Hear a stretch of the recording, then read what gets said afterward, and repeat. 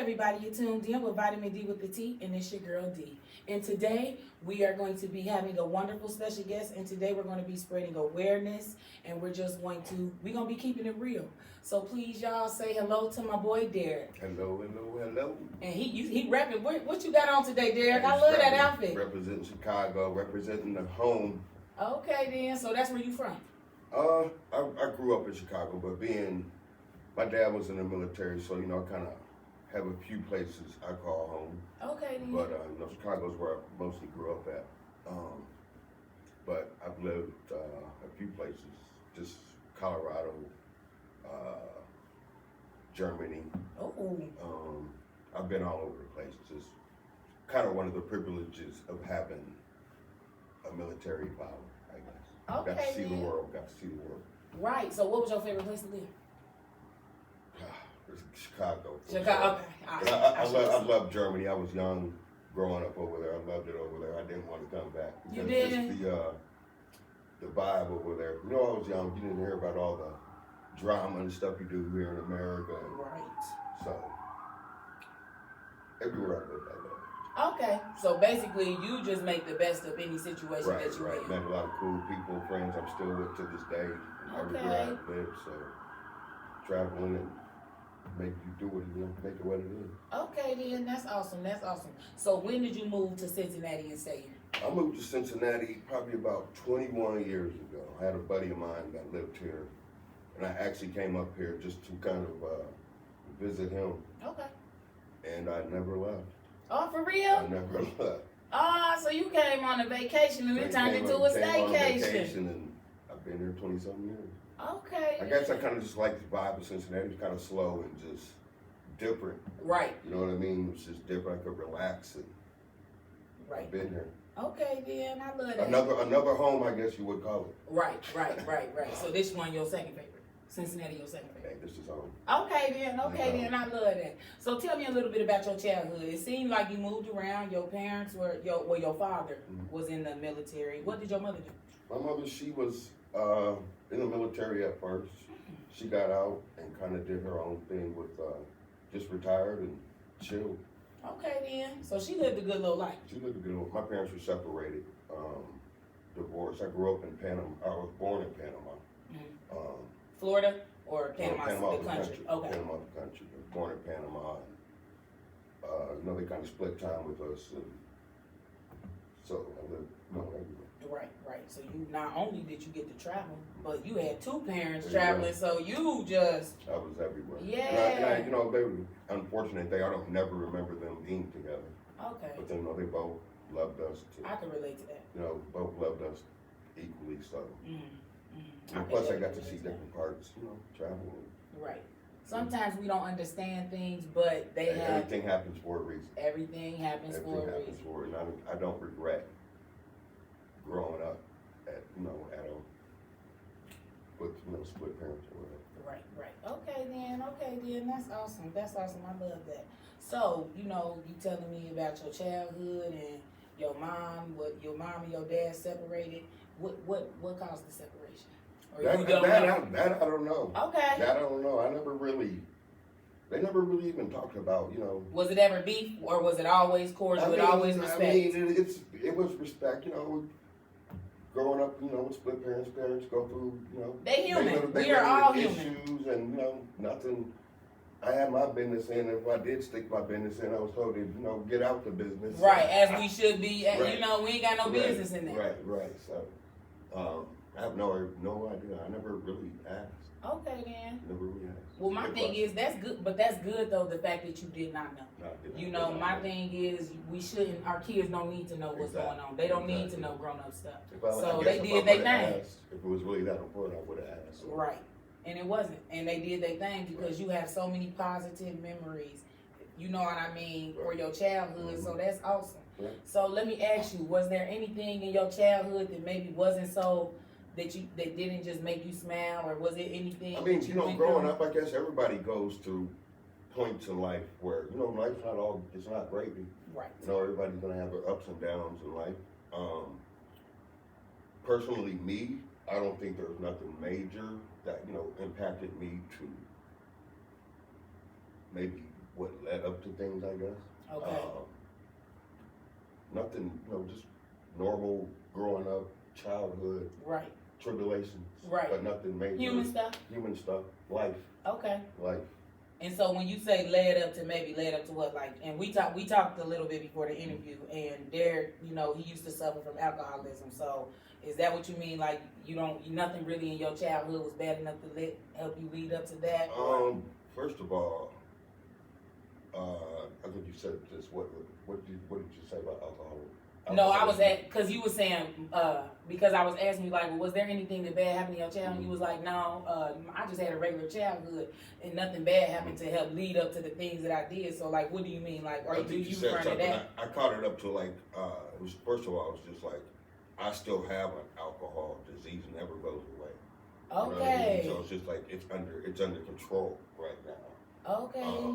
But that disease, and I never understood that before. I understand that, yeah. I went to rehab, and actually, it's a disease. So you went to stay at rehab? I did a month in rehab. And that's what, pretty much saved my life, is that month in rehab. Okay, So that's I did a month awesome, in man. rehab, and it wasn't easy, just like going in. I have always wanted to go to like a rehab, Be better. just for like years, and try to better myself. But it's weird because you try to control your alcohol, I guess, but once you have the disease, it's more of a, you kind of have to drink, and it sounds weird, but that's where I was at that point before I went to rehab. Because there was a time, like a year before, I guess I had called and set up everything to go to a rehab. Mm-hmm. And a year had passed, and by the time, I went in there, just like, yeah, you called like a year ago. Like, what happened? I guess, I wasn't ready at that time to go in. And I went and checked myself in after, a couple friends saw how bad I was. And they actually cared, just like, kept telling me, hey, man, you fucking up. Just like, you know what I mean? And I didn't listen. Continued to drink. Right after, the matter of fact, they went one way, I went to the liquor store. Okay. That weekend, I continued to drink. That weekend, Sunday night, I was just thinking about, real hard about what they said. And I was really tired of drinking. I was waking up with the shakes and just, I was sick of it. I really was. And just like, I had been sick of it. Right. But it's just so hard to, like, I guess, tell yourself when you're ready, to go get help. Mm-hmm. So I woke up that morning with the shakes, went to the fridge, had a drink, and I was just like, I'm so sick of this shit. And it was just like a spur of the moment thing. I would knock on my neighbor's door and just like, can you take me to rehab? Oh, wow. It was like 8 o'clock, 9 in the morning. She was just like, sure. So packed my shit up, went to rehab, went and had one last beer, chugged it on the way, walking into a rehab, and I've been sober for 3 years now. Oh, that's beautiful, Derek. That's beautiful. I love that. And the fact, not only do I love the fact that you've been sober for 3 years, I love the fact that you are so confident to talk about it. You know what I mean? It's just like, if this reaches just one person, I don't know, I'm still... It's over here reaching me. I'm trying to hold my tears back. I ain't gonna lie, y'all. It's gonna reach more than one person. Okay, so if it just reaches one person, that's enough for me. Because just like, I lost a lot of friends when I was in rehab. Okay. Just by, choice, and just, people just didn't want to hang out with me anymore because I didn't drink. Mm-hmm. And it's just like, they told us in rehab, you're gonna lose a lot of friends. You'll see who your real people are. And I could probably count on my hand how many actual friends that are like in my life that I, associated with. And the rest, I guess, just acquaintances or gone in the wind. Right. So, I choose and pick and choose. Just, I don't know. I don't like being around like, a lot of people that drink it. I'm good. Like when I first got out of rehab, it was just like everything was just an adjustment for me just getting out. So I remember just driving by a liquor store and just like, man, and just everything just so tempting, like, just so much temptation. Like I had to change patterns, just the way, the stores I used to go to. Cause I went in one time and after I got sober, and just the pattern, I just walked straight to the beer. Right, whole time So you didn't even like, need it. Right, and it's just like, I gotta cut this out. It was just like, so I had to cut out going to that gas station. Just, I had to change a lot of things in my life to adjust to being sober. Okay, so how long were you drinking for? How long did you suffer from that? I started drinking when I was about, first time I got drunk was 15, 16 years old. Okay. And it was more of a party, kind of thing on the weekends, through high school, whatever you drink. Got out of high school, started drinking where I lived at the time. Everybody drank. So it was just like, just kind of gradually got worse. And my problem was, I just could not have one beer social. They say drink in moderation or whatever, but that was my issue just with myself. I couldn't have one beer. One beer would turn into That's my problem. 12. I don't know how to just go have a drink. I have to get drunk. And that was the problem. That was the goal. Or everything was an excuse to drink. Yes. Hey, it's nice outside. Let's go get Right. a 12 back. You know what I mean? Going to the game, going to a concert. And just like at that time, you think alcohol is something that you need to go out and have fun. And have a good time.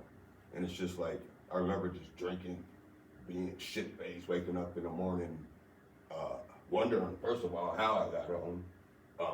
Don't remember shit about the event I went to or whatever, the previous night. And it's just being sober, you remember these things. It's just like, man, I wasted so much like money on concerts and have vague memories of them. But and you love concerts. I do. I still, get out when I do. I don't really try to go to bars, like hang out or anything like that. Go to, sporting events, concerts. I still go, but I'm sober now. It's a lot. So how does it make you uncomfortable? Like, do I need to put that up over there? No. Okay, does it make you feel uncomfortable when you around people drinking or when you around like? At first when I got out, it did. Okay. At first when I got out, it did. But then that was a part of the adjustment that I had to, deal with myself. Okay. You know what I mean? I wasn't going to restrict myself from going nowhere. I wasn't going to stay in the house all the damn time. Right. And suffer imprison yourself. Right. But it's just something you adjust to. Just gradually, slowly, I went and, started going places where alcohol was served. And then once you start going out and seeing all these drunk ass people and shit, you're just like, damn, I used to act like that. Right. So it's just like, so that's kind of motivation too. So, but nowadays I go anywhere, but I'm good. You know what I mean? You got good self-control. I got great self-control. Okay. I mean, it's not easy. It's not easy being sober. I still go through, I'm still triggered at sometimes. I'll go into a place and I'll see something that I used to drink and I'll get a trigger. Okay. And it's just like, it's not easy. It's an everyday thing. Just like, in rehab, they say just for today. Okay. Because tomorrow is not promised. So, it's one day at a time. Okay. You know what I mean? So. I was going to ask, what's your best coping thing? Like, what do you do in those situations where you feel like, what's the thing what's your number one coping thing you do when you walk in? It depends on where you're at. If I'm in public, you just have to kind of walk away from them. You just kind of gradually I guess kind of put them out your head. Okay. But if I'm at home, I don't know. It usually doesn't happen at all because I don't have anything alcohol. Like before when I was drinking, you walk into my place and everything was alcohol, posters, mirrors, shit everywhere. Right. But when I got out, I sold all that stuff just so I didn't have to look around and have be a trigger point. Okay. So I sold all that stuff. But every day you don't look forward to one day at a time. Okay. You know what I mean? So I can't say tomorrow, hey, I'm gonna be sober. Right. You know what I mean? Because I do have a disease. But you are today. I do have today, I know. But I do have a disease and I know it can be triggered at any time. Okay. So it's just. So you are you're a firm believer. Well, it's not a firm believer. It is what it is because I've heard this before. Like when like how people get sober and they be like, they get sober and they're like, I'm still an addict. You know what I mean? Like you said I'll have this disease for the rest of my life. Yeah. So okay then. I'll have this for the rest of my life. Like I said, I didn't. Before I really went into rehab, I'd hear people were alcoholics and all that, but I didn't actually know that it was a disease. Right. You know what I mean? Because some people can handle their alcoholism differently. Like people, when I went into rehab, most people in there were in there for hard drugs, heroin, fentanyl, and I was in there with one of my friends that I had met in there. He was a heroin user or something like that. I was like one of the 1 or 2 people that was only in there with alcohol. Right. And just like the first 3 days, like going in and realizing, I was like, shit, I don't need to be here. I can handle this. Like these people are way, worse than me. Mm-hmm. And it's just like, I was ready to leave. Right. I was ready. Just everything it's just a different environment. Just like going in and just seeing all these people addicted to different things, and you're just, claiming that yours isn't that bad. Isn't that bad. Mm-hmm. I can Thinking you handle don't this. compare. So I was ready to leave and just go get a drink. And there's a guy, a friend of mine named Ben, who I met, and he, I was telling him I was ready to go. He's just like, well, don't go. You can't. Fuck. I just met this guy. Right. He's like, you can't leave, man. You're here for a reason. And he actually stopped me from leaving. And we used to go down, like in rehab, they used to have this little wall, like a wall, with just butterflies, hundreds of people that had been in rehab that had passed away. Oh my That God. had been in that rehab. And we used to look at that wall and be like, man, that's never gonna be us. Never gonna be us. And we looked at that wall every day, like, we need everybody. But they told us there'd probably be somebody in this, class that would be on that wall next year. Oh my God. And me and Ben, we stayed in contact when I got out. It was probably maybe a month after I had got out, checking on each other, making sure we're still sober and all that. And then I was scrolling through Facebook and I saw that he had passed. And, immediately I thought he relapsed. So it was weird because when we were texting and checking on each other, he just sounded, happy and just sober and Oh going my on. God.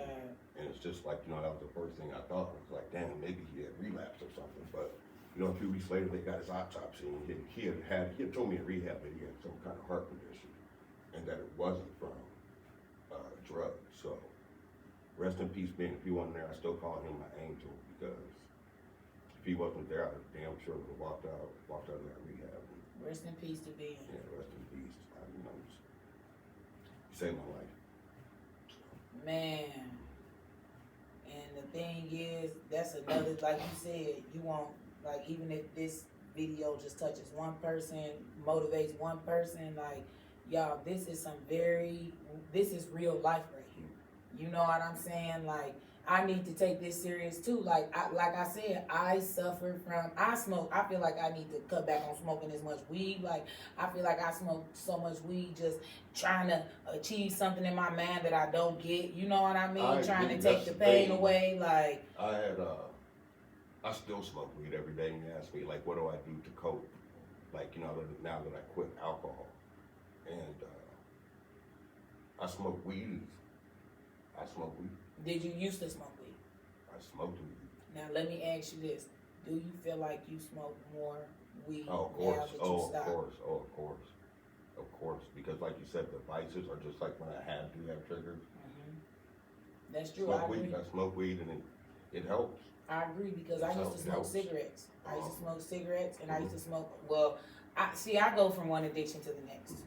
So, like, when they say, when a person come be like, I don't addicted to nothing, everybody has a vice. That's very much a real thing. And that was just like, I had quit smoking cigarettes for 6-7 years before I went into rehab. I smoked a black and mild when I was drinking or whatever, but I went into rehab, and it was just, everything's just so jittery. You're trying to pick up something, just like, to control the alcohol urges or whatever. So I started smoking again. Yep. So I started, picked up smoking. I'm trying to quit, but. You gonna do it when you ready.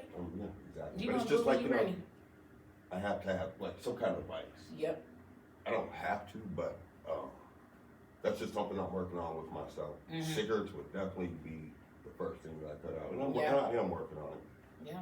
Just like, I'm just one of those, when I'm ready, I'll do it. But I don't And want it to you be too late when it's just like, damn, you got cancer now. Right. That's true, it's though, just one of because those they are things. very dangerous. So it's just like, right. So But it's a just, lot of shit dangerous. You can get cancer from eating Burger King. So it's just like cutting No. one of those things out of my life. Am I going to pick back alcohol back up? Or, cutting cigarettes going to trigger the alcohol disease come back. So it's just one of those things. Right. I still go to meetings. I haven't, don't go as often as I went when I first got out, but I'll go to a meeting just to remind myself, where I came from. And it's always good to hear people's stories at AA meetings. And I don't know, we kind of still help each other. So, Okay. So other than, I know, rest in peace to Ben, there are other people that you still keep in there's still contact people with. that I'm contact that I went to rehab with. Okay. Not everyone. Okay. I'm friends with a lot of them on Facebook, so I still see half of them. I don't know. Did a lot of people stay sober? Did the The people that ones you that stayed in I'm in contact contact, I with? know a few have relapsed, and that was another thing in rehab. It made it sound like, every one of you guys is gonna relapse. They acted like that in rehab? It didn't. Well, they say I guess I would say most of the people that was in my group had relapsed. They did? Most of them, but then again, they were there for a harder drug. Right. Than I was. And So it's they like, was just going off statistics. Alcohol is no different. And that's, I was thinking, I'm not on way on the level as these guys. Mm-hmm. And the teacher or counselor would say, your addiction is, the same as theirs, if Yeah. not worse. Just like, you know what I mean? So. Especially when we be delusional to think that it's not even that bad of an addiction. So we're all in this together. We all have the same disease. Yeah. So, I can't, what were you saying? No, I was just asking about the people, your friends. Oh, that they yeah. stay So, I'm in contact. One of them, one of the counselors there, he hosts the AA meeting that I go to. Mm. And Oh, he's you still been, go to AA? It was like, I don't go as much as I should, Okay. but, he was one of the, at the time, he had just been like, one of the resident counselors there. But I saw him just in rehab come up and get a degree, and now he's stepped up and doing different things. And I don't know, just being sober, it's opened up a lot of doors. Okay. Because it's weird. Like things before, I've always wanted to start a business, and it's just like I don't think I could have did it being drunk. Okay, and talk about that. What's your business? It was just always a thought. I started, I got my CDL after I got out of rehab. Okay. And I was, driving for a bit. Not really semis, box trucks. Okay. Friend of mine owns a company, so I'm still driving for him. And all of a sudden, seeing what he was doing, I was like, I could do this myself. So I started, got my LLC. What I'm doing, everything except God is amazing, first of all. Amen. I wouldn't really, be here truly is. Today without God. It's just like getting sober.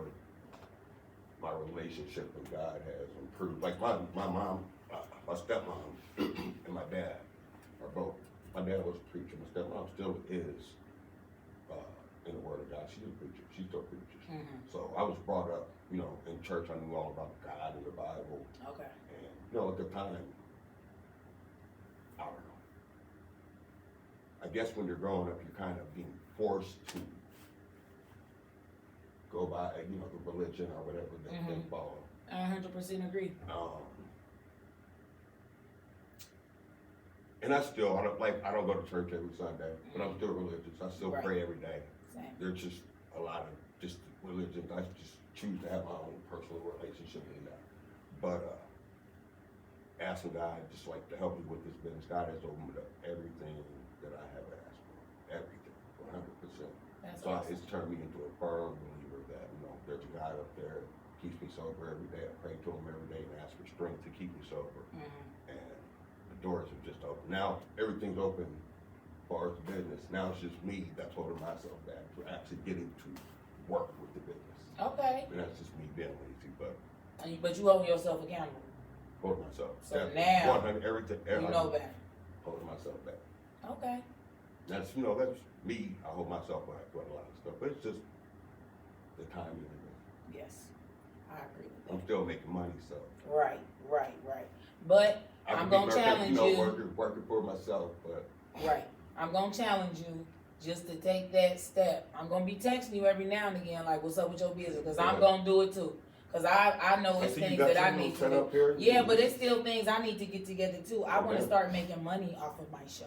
Okay. I want to start making money off of my space. What's You know up? what I mean? What's up? Like, I want somebody else, a counselor can come up in here and rent Right. this space. Like, Let me ask you a question. yeah. You were speaking that you were having like an alcohol issue Mm-hmm. or things out of control to where you cannot control it. Mm-hmm. What's going on with you? Well, I've been drinking for a while. My dad is alcoholic. So, not that makes an excuse at all. But, I mean, I drank a little bit in high school, but barely. I smoked weed. You know what I mean? Like, I really didn't even start drinking until after I turned 21. Mm-hmm. Like, I would drink, but it was literally socially drinking. Like, but now, especially within the last few years, I do feel like I do suffer from, like, more and more alcoholism. Like, one time me and Brandon broke up, was drinking like a fifth. I could drink a fifth within like a day and a half. That's crazy. Yes, like a fifth of Patron, day and a half, like a weekend. I was just more beer. Yeah, no, liquor. Like, I'm talking about straight liquor. Like, I don't need a chaser, don't That's need crazy. juice, That's crazy. none of that. It's insane. Like, that little pint over there, that's just a flow Friday night. So you're saying that you have a problem. Oh, I absolutely So know have for a you- fact. Have you thought about getting help or? I tried to not do it. I just started therapy, so I said I'm gonna start there. Because I did tell her I want to work on like a healthy relationship. Like, I gave myself a little experiment to see how long I could stop drinking at the beginning of the year and just see what I could accomplish. Like, I ended up getting my high school diploma. Like, so I can do things, you know what I mean? And you'd be surprised how much more you can do with it. Yes, you right. Believe me, you trust me. Right. I understand. I'm always here if you need, just like, talk to somebody about it. Right. I appreciate that. But and I'm not making an excuse, but like you said, it's something you got to do when you're ready. Yeah, like 1,000 people, not 1,000 people. I've had friends that came up that are alcoholics, and they ask me how I got sober. I tell them, and it's just like they say they're gonna go check themselves in or go get some help, and it's just I think to myself, you ain't gonna be ready till you. Right, that's what I'm saying. I'm not about to sit here and lie about it. It took me a year to realize I was ready. I think that within like the past, since I've had my kids, you definitely realize I've always said I had a drinking problem, but within like the last, since I've had my baby, my most recent baby, I definitely realized that the drinking problem has gotten worse. Well, you see it. Yeah, you know what I'm saying? So I definitely try to like cut back and be mindful, but I have to learn like that self-control to like, when my people ask me like this, come on, let's go have drinks, I need to be able to order a Sprite. And It's like, hard. That's it hard when is. you're already an alcoholic. Yes, like I need to know how to go out and like you said, be able to be social and not, feel the need, feel the urge to drink or like look for a reason. Cut a lot of things. Yeah, and people, because like some people, everybody ain't for that. You know and what I mean? a lot of people that I know don't have a month to give up, and like, let's think about it. You're missing a month of work, and Absolutely. your bills get behind, and Absolutely. you got to make that decision. What's more important, your bills or your life? So My life. there you go. Because my thing is the bills can be paid 1 month. The bills and that's another thing. You can prepare for something. Right. You know what I mean? Like, you could pay your bills up a little bit. Like, so that's very much a thing. So people use that as, I guess, an excuse. But everybody don't have that. We ain't gonna speak on that like everybody have that ability. Exactly. You know what I mean? And Some people don't. A lot of people back. I've been in that position where I couldn't pay no bills for a month and a half, a few years back. Like, I'm struggled like the rest. You know what I mean? So hell yeah, like that's definitely much a real thing. So I do understand that. So kids, I want to talk about that. Do you have children? Yes, I have a son, 28. Des, what's up, Des? I love the name Desmond. Desmond is 27, 28, I don't know. You start losing age. That's a man thing, we understand. Damn, Dad, you don't remember how old I am? Now I get it. Right. Yes, I have one son. He lives in Louisville. Okay. Great kid. And just like I said,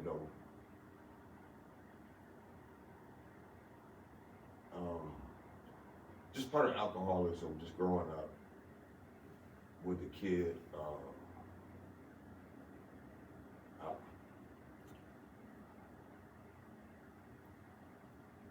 kind of see how your alcohol affects them, I guess. Mm-hmm. You know what I mean? Yes. And you know, there was a time in our lives that where he was, you know, offended by my drinking and stuff like that. Okay. And Did he like resent you? I wouldn't say resent me. Mm-hmm. He just didn't want to talk to me. He just didn't want to Okay. be around me when I was drunk. And you know, at the time, I always thought, you know, I was a good fun drunk. This is, you know, my son. Right. You know what I mean? But you know, we've always had a good relationship, but it's gotten a lot better since I've gotten sober. Okay. So it's just like, no, it doesn't just affect yourself, it affects like the closest people Around you. You know what I mean? My mom, dad, everybody, just family. Okay. Nobody wants to be around a drunk ass, you know, during the holidays. Okay. You know what I mean? So you have siblings. You got like you say I have family. an older brother. I have 2 sisters, 2 younger sisters. Okay. And so how did that affect that? How did your? I mean, they were always there for me. Okay. Always. I mean, they can only say so much, but you know, Right. it was important to me that my dad got to see me sober. It was only for like, you know, 6 months or whatever, but he had always wanted me to get sober. And when I did, he was just like, you know, very, very happy about that. And I kind of, you know, pushed, you know, to stay sober so he could see me sober. Okay. And that's, you know, kind of keeps me motivated. You know, my dad got to see me sober, and I kind of want to just keep it like that. And that is like, You know what I mean? that's one of the best feelings, making your parents proud. Right, some last days of his life, and something that he wanted, so. that And gives me rest in peace, motivation rest in peace to your Rest in dad. peace, What was his Pops. name? Tommy S. Owens Sr. All right then, Tommy. And so, if you don't mind me asking, how did he pass away? Or was it just? He had just, you know, complications of health. Okay. He was in the military, retired from the Air Force, and just kind of, I wouldn't say got lazy, but he had got this, you know, staple or the surgery for your stomach or whatever, Okay. and didn't really, you know, follow the rules of it, and just kind of sat around and just kind of remember he probably had some complications from COVID, Okay. and that all kind of just kicked in, and he's at home with his father. Okay. If anybody I know that's in heaven, it's my pops. So. Okay. That's awesome. It's not awesome that he's gone, but it's awesome that you know that he's in And we heaven. all gotta go. One day. We It sure hurts. do. We all gotta go. That's true. I like your shoes. We Thank do you, all thank you. have an expiration date, and at the end of the day, it's so much better up there. I haven't been there, Hey, but I sounds know good. for a fact it sounds good. that it's better than what we got going on down Amen. here at the moment. Yes, it is. Okay. Hopefully. Yeah. Hopefully. I know. We gotta make sure we got our lives right to get up there. Yep, that's true. That's absolutely true.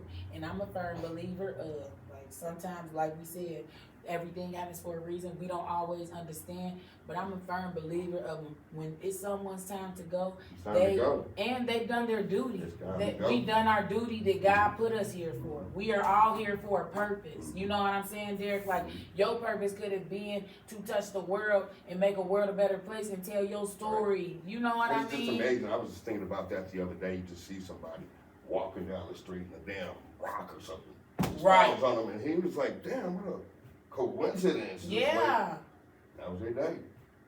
So I don't know. I Seriously. just think sometimes when your day is here, it's just like you just cannot avoid this shit. That's true. That's true. That's true. Well, Derek, I wanted to ask you: have anybody else in your family suffered from addiction? That's a good question. Knowingly, because I know sometimes, like, people, I'm sure people in my family, like, they just joke to me and be like, "Dad, you drink too much," but people don't know that I claim to be an alcoholic. You know what I mean? People don't know that I take that accountability to call myself that. Like, even though I still choose to drink, I probably still have a drink today, but I've claimed it. You know what I mean? So. Yes. And yes. Okay. And now that I'm sober and just kind of just hearing stories or just seeing things, I don't know, it hurts because they seen what I've been through. Okay. And I could be their best teacher. And it's just like, all I can do is give advice. Right. I can't force anybody to do, I can just tell my story and take what you want from them. Their family, I love them to death, but you know, when they're ready, and I'll always be there for them. So Right. Okay. so And it's that's just that. yeah. Like he is. He here for anybody who need help, y'all. so it's just like that's a good question. Like, does alcoholism run in the family? Cause I feel like it runs in mine. That's you know that's a debate that I've always I don't know. Mm-hmm. Was it a choice? Yes, I think it was a choice for me. Did it run in my family? I think I don't. it is hereditary. I don't think so. I don't know. It's a good question. Okay. Because sometimes you can't, you know, you never know what the other person's thinking or what makes them drink or, you know, are you born gay? What you think about that? That's a good. No, I just don't think that God would put anybody into this world with a strike against them already. You feel like that? That's the way I feel. Okay, I mean, then. God is, you know, I don't see why he would doom you for hell coming into this world. So you feel like people turn gay? Or do you feel like a person can make somebody gay? Personally, I feel that, you know, being gay is it's a choice. Okay. And listen, That's we just got my it. I opinion. was just that. That's You just know, my we got to opinion. give a public service announcement. like I This said, is an opinion, I y'all. believe in God And we still respect even his opinion. I'm gonna give my opinion, but before I give my opinion, we still respect the LGBTQ community. We love y'all, like got it in our family, everything, like all that. So don't take offense to this. Y'all know it's nothing but love. We respecting everybody around here. But I disagree with you. You know what I mean? And I feel like, but I agree with you at some point. I feel like, because I just had a post on Facebook and they was on my ass about it. They attacked me because this lady posted in this group and she said, my son wanted his nails painted. He was so confident in his decision. He wanted his nails painted. I sent him with his dad and his dad took it off and said, that's some gay shit. Like, so I personally, 150%, I'm not going to say it's gay shit, but I personally am not going to allow my child to decide to paint their nails at the age of 2 to 5 to 5, 6, 7, 8, 9. It starts with the parents. Yes, like It definitely starts with the parents. My son is gay. okay. My son is gay. Do I think that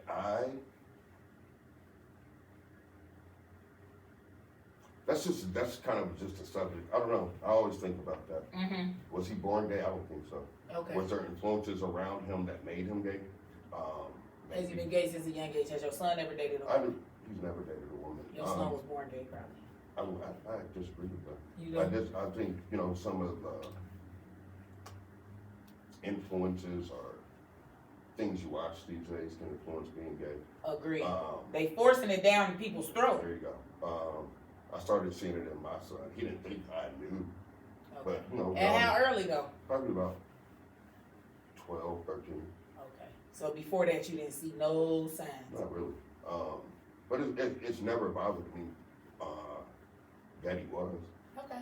I mean, of course you want your son to, you know, produce and have offspring. Right. I feel that I'll never get a grandbaby that I really want. But, Does he want kids? no. Okay. But this is life. Right. So, as far as And we still love you.